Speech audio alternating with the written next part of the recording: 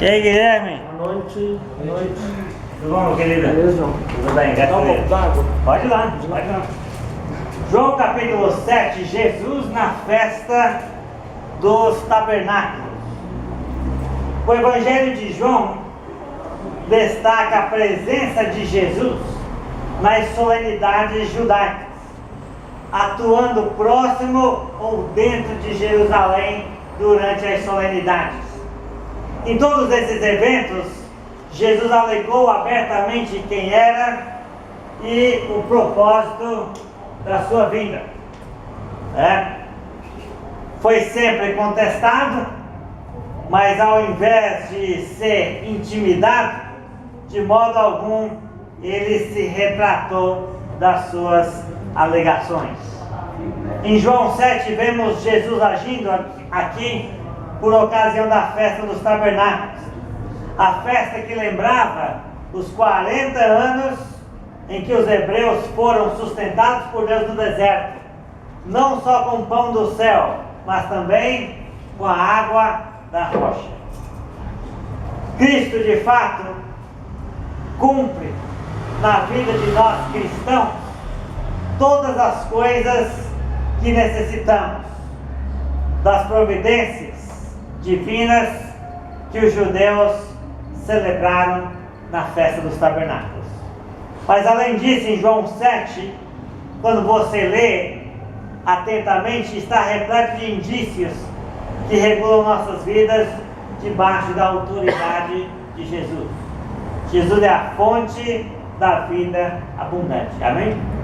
Versículos 1 a 9 de João 7 mostra Jesus antes de ele subir para a festa dos tabernáculos em Jerusalém.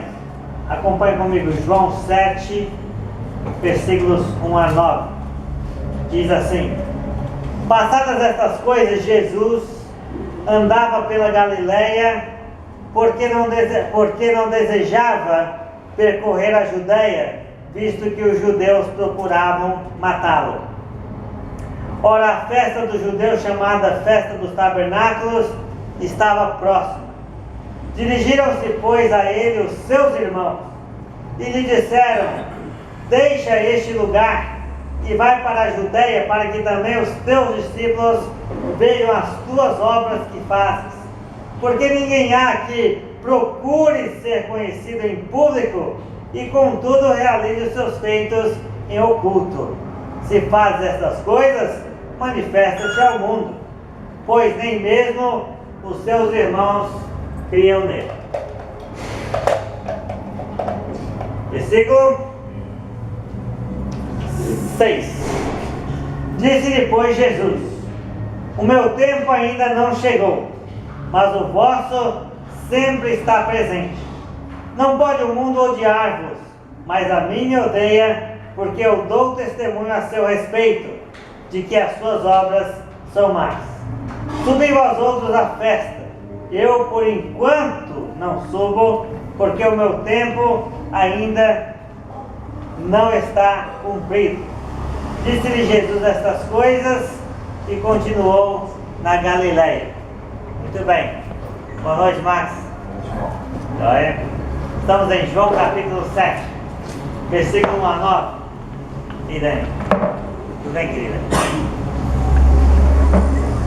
Então Jesus, antes de subir para Jerusalém, a festa dos tabernáculos, Jesus esteve, na verdade, um tempo sumido da Judeia. Por quê? Porque os judeus já procuravam matá-lo. E esta festa, a festa dos tabernáculos, era a festa mais alegre de todas as festas, porque as pessoas passavam 7 dias acampados em famílias, em barracas, comendo as frutas das colheitas, e no último dia havia uma procissão muito alegre até o templo. Os irmãos de Jesus só podiam ser os filhos de Maria, ou seja, eles achavam que tinham um irmão louco que se achava o Messias. E a sugestão deles é um desafio para que Jesus manifeste-se lá no centro cultural e religioso de sua nação. Manifeste as suas ideias para dar mais convicção aos seus seguidores, dentre os quais os seus irmãos não se encontraram.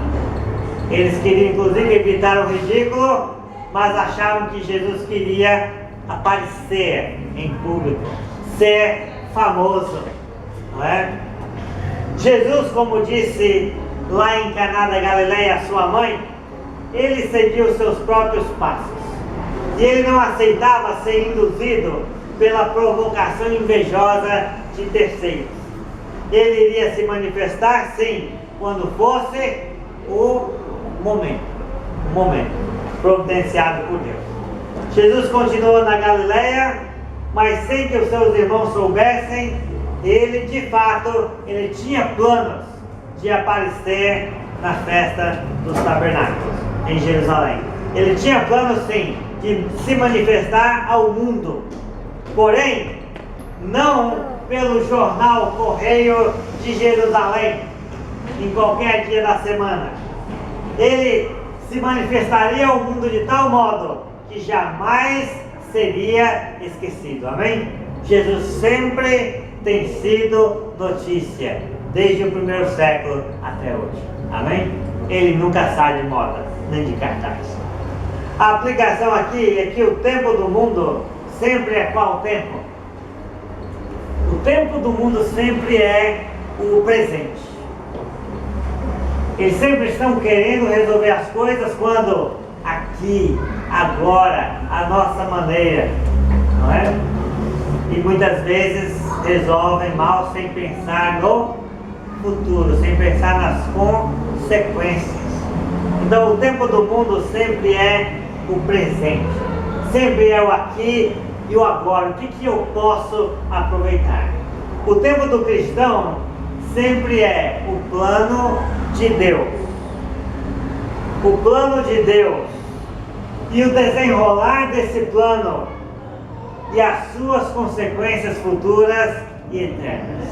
O cristão está pensando não nos seus próprios planos, mas qual é o plano de Deus. Amém? Onde é que você e eu nos encaixamos dentro do eterno propósito de Deus?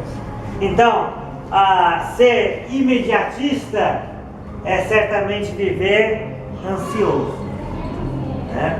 Querer que as coisas aconteçam rápido, aqui, agora.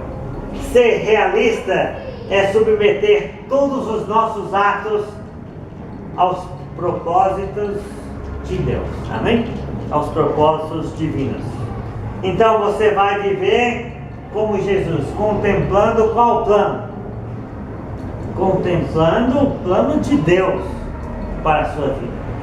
Contemplando o plano de Deus, Jesus viu um propósito infinitamente maior do que simplesmente aparecer para Jerusalém, se tornar uma figura pública conhecida como outros famosos da sua época, né? Jesus não queria, ao contrário do que os seus irmãos pensavam, ser uma personalidade interessante. Ele é Deus e desse modo tinha que se manifestar ao mundo. A cruz era o seu objetivo, amém? Quando chegasse o dia da cruz, ele diria: meu tempo está cumprido, chegou a minha hora. A cruz era o seu objetivo, onde o seu tempo seria cumprido. E nós também, ao invés de contemplarmos, né, namorarmos os nossos objetivos terrestres, vamos igualmente contemplar o eterno propósito de Deus. Qual é o eterno propósito de Deus? Como é que a sua vida e a minha vida, com tudo que temos, com tudo que nós somos, com tudo que nós já alcançamos até agora, com todos os nossos relacionamentos, como é que esta vida se encaixa no eterno propósito de Deus? É assim que nós temos que pensar, amém? Às vezes as pessoas tomam as suas decisões sem levar em conta o eterno propósito de Deus, sem levar em conta a expansão do reino de Deus, sem levar em conta as consequências do que a sua atitude pode gerar ou não dentro de um plano superior. Amém? Então vamos pensar sobre o eterno propósito de Deus, não pensar nas coisas terrestres, não pensar no tempo presente, mas qual é o plano de Deus e como nós nos encaixamos nisso. Amém? Versículos 10 a 24, Max, João 7, 10 a 24, Jesus ao chegar em Jerusalém para a festa dos tabernáculos. Olha o que aconteceu. Mas, depois que seus irmãos subiram para a festa, então subiu ele também, não publicamente, mas em oculto. Ora, os judeus o procuravam na festa e perguntavam: onde está ele? E havia grande murmuração a seu respeito entre as multidões. Uns diziam: ele é bom, e outros: não, antes engana o povo. Entretanto, ninguém falava dele abertamente, por ter medo dos judeus. Corria já em meia à festa, e Jesus subiu ao templo e ensinava. Então os judeus se maravilhavam e diziam: como sabe essas letras sem ter estudado? Respondeu-lhes Jesus: o meu ensino não é meu, e sim daquele que me enviou. Se alguém quiser fazer a vontade dele, conhecerá a respeito da doutrina, se ela é de Deus ou se eu falo por mim mesmo. Quem fala por si mesmo está procurando a sua própria glória, mas o que procura a glória de quem o enviou, esse é verdadeiro, e nele não há injustiça. Não vos deu Moisés a lei? Contudo, ninguém dentre vós a observa. Por que procurais matar-me? Respondeu a multidão: tens demônio. Quem é que procura matar-te? Replicou-lhes Jesus: um só feito realizei, e todos vos admirais. Pelo motivo de que Moisés vos deu a circuncisão, se bem que ela não vem dele, mas dos patriarcas, no sábado circuncidais um homem. E se o homem pode ser circuncidado em dia de sábado, para que a lei de Moisés não seja violada, por que vos indignais contra mim, pelo fato de eu ter curado no sábado, ao todo, um homem? Não julguei segundo a aparência, e sim pela reta justiça. Muito bem, então note bem aí, Jesus ao chegar em Jerusalém para a festa dos tabernáculos. Sem os irmãos saberem, Jesus esteve no meio do povo, só escutando o que o povo estava dizendo a respeito dele, sem o povo nem saber que ele estava ali. Talvez Jesus quisesse sentir de perto como o povo estava reagindo a ele. E Jesus descobriu várias coisas. Jesus descobriu que os judeus procuravam-no e perguntavam por ele. E havia também, fora dos círculos rabínicos, muitas controvérsias sobre ele entre o povão. Ele soube que alguns o achavam bom e outros um enganador. Mas nem de um lado e nem de outro havia gente corajosa para levantar discussão aberta sobre ele. Por quê? Por medo. Você está vendo? Que não podia falar de Jesus, nem mal. Então todo mundo ficava só cochichando, Agora Jesus vai falar de si mesmo, abertamente, sem medo. E isso vai impressionar todo mundo. De repente Jesus surpreende a todos, É o elemento surpresa de Jesus. Surge do nada entre o povo e prega publicamente. E quando isso acontece é um suspense. O que acontecerá? No templo, os líderes do povo ficaram espantados. Jesus nunca fora discípulo de nenhum famoso rabino, mas ele tinha uma didática superior a deles. Isso deu chance de Jesus dizer que o seu ensino, a sua doutrina não era de homens, mas de Deus. Está vendo? E quando nós falarmos a doutrina certa, o povo também há de se maravilhar. Amém? Porque nós somos pessoas simples, pessoas comuns. Mas quando você abre a palavra de Deus, fala verdades incontestáveis, as pessoas ficam admiradas. Não é? E é assim, porque a doutrina não é nossa, a doutrina é de Deus, e ela não muda, e ela é a mesma em todo lugar. Ouvir Jesus era ouvir de Deus. Seus ensinamentos, ser ensinado por Jesus, é o mesmo que ser ensinado por Deus. Ser atraído a Jesus pelo seu ensino, era ser levado ao próprio Jesus pelo Pai. Jesus ensina por Deus e Deus ensina por Jesus. Amém? É a mesma coisa. Que maravilha! Quando Jesus ensinou, ele glorificou a Deus em verdade e justiça. E não havia diferença entre o que Jesus dizia e o que ele praticava.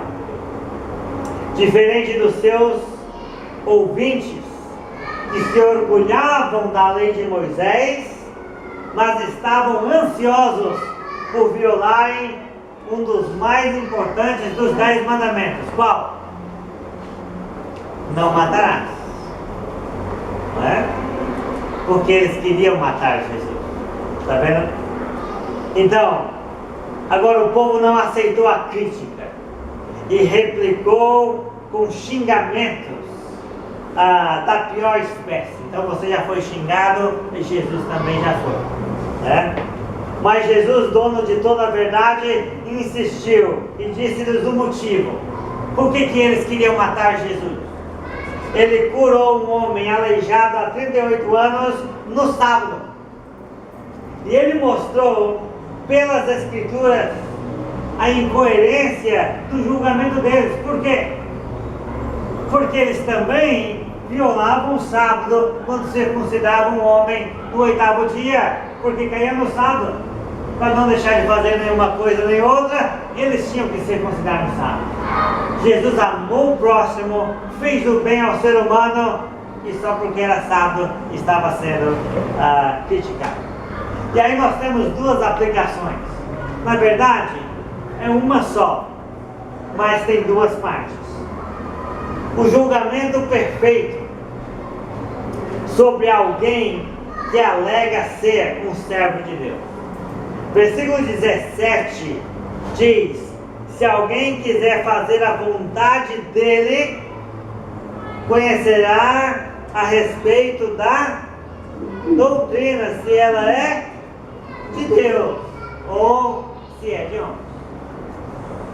Então, a primeira coisa para julgar perfeitamente se alguém que alega ser servo de Deus é servo de Deus é a doutrina. É a doutrina. Amém? É o seu ensino. É um eco de João 5,39. Jesus disse: examinai as Escrituras, porque julgais delas ter a vida eterna. É a doutrina.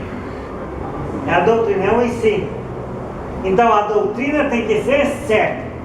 Senão, não importa quem está ensinando. Se a doutrina é errada, não vai salvar ninguém. Né? Então, agora o mundo religioso nem quer saber a respeito do quê? Da doutrina. Se é de Deus, se não é, se é bíblico, se não é. Ele não quer saber. O mundo religioso até diz assim: não importa a doutrina. Né? Exatamente. Então é o critério errado. Erradíssimo. Agora, a outra coisa do versículo 24 diz: não julgueis pela aparência, mas sim pela reta justiça. Né? Então, a sua vida. Então, o ensino certo tem que produzir a conduta certa. Amém? O ensino certo tem que produzir uma vida santa. Então preste atenção: se a pessoa parece ter uma boa conduta, mas ela não traz a doutrina certa, ele não é um enviado de Deus. e deve ser corrigido no seu erro doutrinário. Amém? Fato. Não tem nem o questionar. Ah, mas ele é tão bonzinho. Mas está ensinando errado, não é de Deus. Né? Agora, se alguém ensina a doutrina certa, mas vive outra coisa, então também não é um enviado de Deus. É um hipócrita. E Deus não produz hipócritas. Deus não usa hipócritas. A verdade não produz hipocrisia. Amém? A verdade produz mais verdade e sinceridade. Então, o julgamento superficial nunca é um julgamento pela reta justiça. Amém? Vamos ler versículos 25 a 36. Durante a festa dos tabernáculos, vamos ver que o povo reage ao ensino de Jesus. Versículo 25 a 36. Diziam alguns de Jerusalém: não é este aquele a quem procuram matar? Eis que ele fala abertamente, e nada lhe dizem. Porventura reconhece verdadeiramente as autoridades que este é de fato Cristo? Nós todavia sabemos de onde este é. Quando porém vier o Cristo, ninguém saberá de onde ele é. Jesus, pois, enquanto ensinava no templo, clamou dizendo: vós não somente me conheceis, mas também sabeis de onde eu sou, e não vim porque eu de mim mesmo quisesse, mas aquele que me enviou é verdadeiro, aquele que vós não conheceis. Eu o conheço porque venho da parte dele e fui por ele enviado. Então procuravam prendê-lo, mas ninguém lhe pôs a mão, porque ainda não era chegada a sua hora.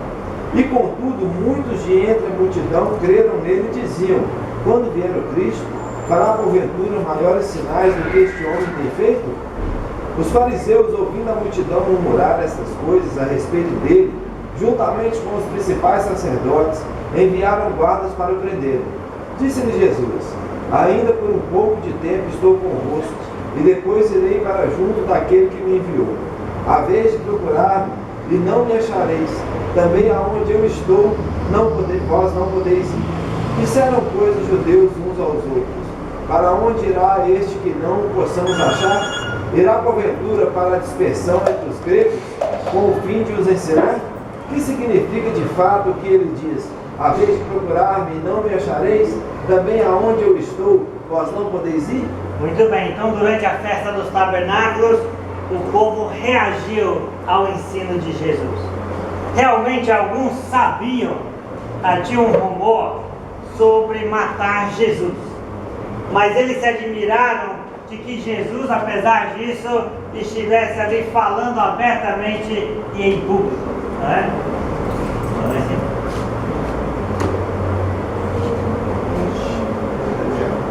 Então quer dizer, eles querem matar Jesus, não é esse? Mas ele fala em público, olha só, que coragem, em contraste com a covardia de quem falou que ia matar Jesus, né? Então, por incrível que pareça, nenhuma autoridade durante a festa dos tabernáculos, aqui no contexto, contestou publicamente a Jesus. Os líderes foram surpreendidos e o povo ficou impressionado, porque só Jesus falava o tempo todo com autoridade. Jesus admite que alguns o conhecem lá de Nazaré e de Cafarnaum, contudo não conhecem o Pai que o enviara a dar testemunho. Então, se você não conhece o Pai, também não vai conhecer o Filho. O resultado da coragem, insistência e sabedoria de Jesus, qual foi aqui no contexto livre? O resultado da coragem, da insistência e da sabedoria de Jesus. Alguns creram nele. Alguns começaram a crer. Está vendo? Valeu a pena Jesus insistir, porque é a verdade, então alguém vai ter que crer. A coragem, a insistência e a sabedoria de Jesus resultou que alguns da multidão começaram a crer, pois eles foram levados o quê? A raciocinar. Está vendo? Então você tem que ter coragem, insistir com sabedoria, porque isso resulta, as pessoas começam a raciocinar. Mas se você não insistir com sabedoria, com coragem, às vezes confrontando a crença da pessoa, ela vai fechar a sua própria mente. Então muitas pessoas não creem por falta de raciocínio. Quando você ouve algo diferente, mas parece ser bíblico, e você começa a raciocinar, qual é a probabilidade de você se converter? Total. Quando os judeus viram crescer a fé em Jesus, os fariseus, lembra deles? E os principais sacerdotes logo quiseram prender Jesus. E infelizmente eles teriam a sua oportunidade. Mas haveria porém um dia em que Jesus se tornaria inalcançável e inatingível por estes que procuravam prendê-lo e silenciá-lo. Agora eles ficaram intrigados com estas afirmações, não é? Mas como eles pensavam em termos físicos, eles não compreendiam que se tratava da ressurreição, da ascensão e do domínio de Cristo. E qual que é a aplicação? A aplicação principal é o seguinte: eu sei que você já ouviu muitas definições de fé, mas a fé é uma atitude racional. A fé é uma atitude racional. Você só pode ter fé porque primeiro você pode pensar. A fé é uma atitude racional baseada na evidência ou nas evidências e nos testemunhos. Amém? Então, a fé é uma atitude racional que tem por base evidências e testemunhos. Se tem evidência e testemunho suficiente apresentado, é possível ter fé naquilo. Quando Deus pede para que nós tenhamos fé, não é uma fé cega. É porque Ele deu todas as evidências e todos os testemunhos no qual nós possamos basear a nossa fé. Amém? Então Deus é para você crer e pensar. Então pense com base na evidência e no testemunho das Escrituras. E a sua fé será uma fé inabalável. Amém? Amém? Amém. Versículo 37 a 52, para terminar. No último dia da festa, a mais importante das declarações. No último dia, o grande dia da festa, levantou-se Jesus e exclamou: se alguém tem sede, venha a mim e beba. Quem crer em mim, como diz a Escritura, do seu interior fluirão rios de água viva. Isto ele disse com respeito ao Espírito que haviam de receber os que nele crescem, pois o Espírito até aquele momento não fora dado, porque Jesus não havia sido ainda glorificado. Então, os que dentre o povo tinham ouvido estas palavras diziam: este é verdadeiramente o profeta. Outros diziam: ele é o Cristo. Outros, porém, perguntavam: porventura o Cristo virá da Galileia? Não diz a Escritura que o Cristo vem da descendência de Davi e da aldeia de Belém? De onde era Davi? Assim houve uma dissensão entre o povo por causa dele. Alguns dentre eles queriam prendê-lo, mas ninguém lhe pôs as mãos. Voltaram, pois, os guardas à presença dos principais sacerdotes e fariseus, e esses lhes perguntaram: por que não o trouxestes? Responderam eles: jamais alguém falou como este homem. Replicaram-lhes, pois, os fariseus: será que também vós fostes enganados? Porventura creu nele alguém dentre as autoridades ou alguns dos fariseus? Quanto a esta plebe que não sabe da lei, é maldita. Nicodemos, um deles, que antes fora ter com Jesus, perguntou-lhes: Acaso a nossa lei julga o homem sem primeiro ouvi-lo e saber o que ele fez? Responderam eles: dá-se-á o caso de que também tu és da Galileia? Examina e verás que da Galileia não se levanta profeta. Muito bem.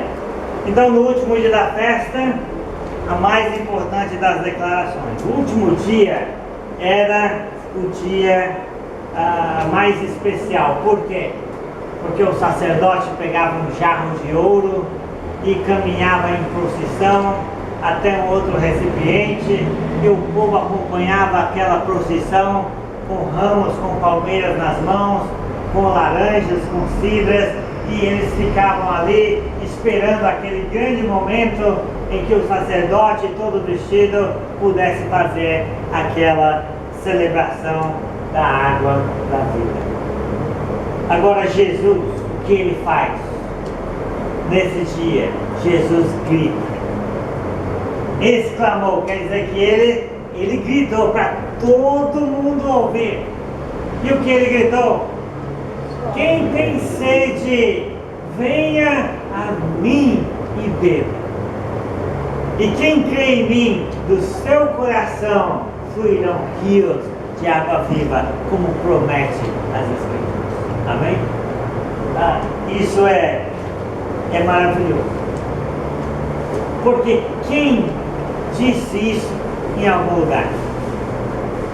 Um homem está falando para uma nação que ele é a fonte da água da vida. Amém? Ele não está só dizendo que alguém pode saciar sua sede nele. Ele está dizendo que a própria pessoa vai se transformar num rio de água viva. Isso é espetacular. E sabe o que aconteceu de incrível quando Jesus disse isso?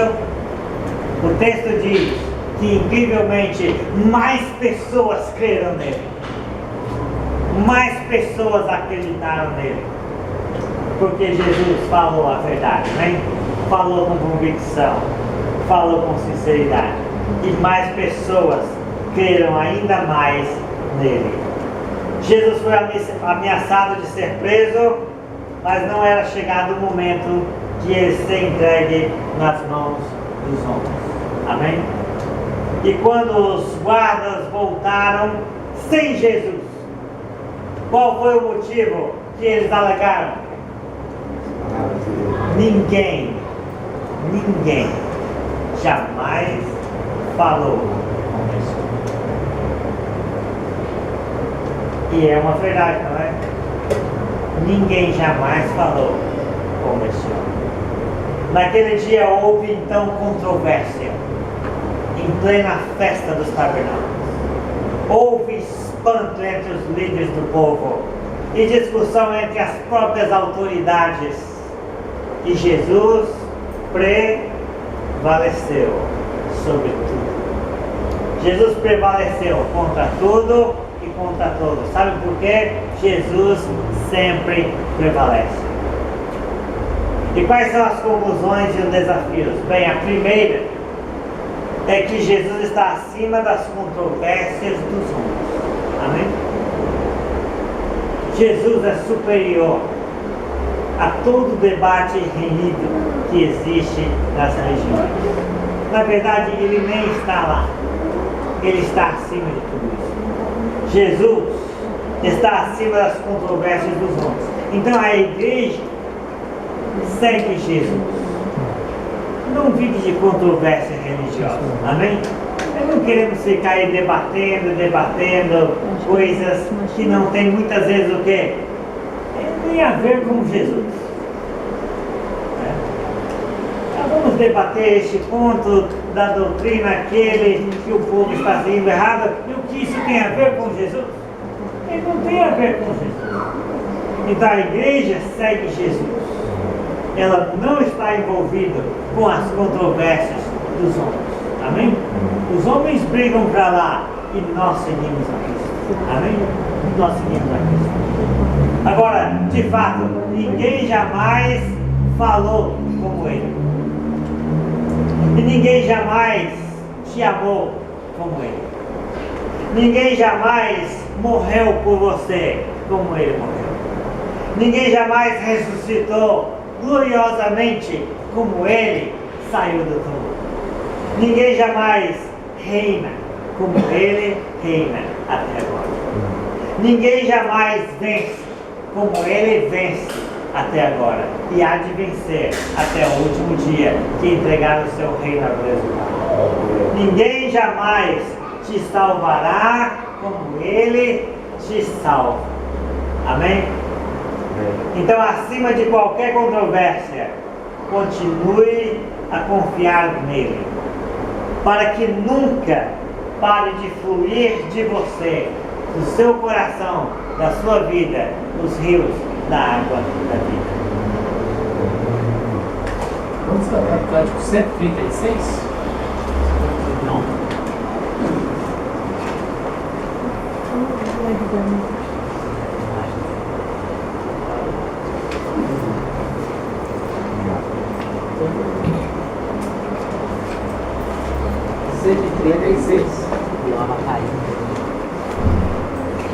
Se passa mais doce que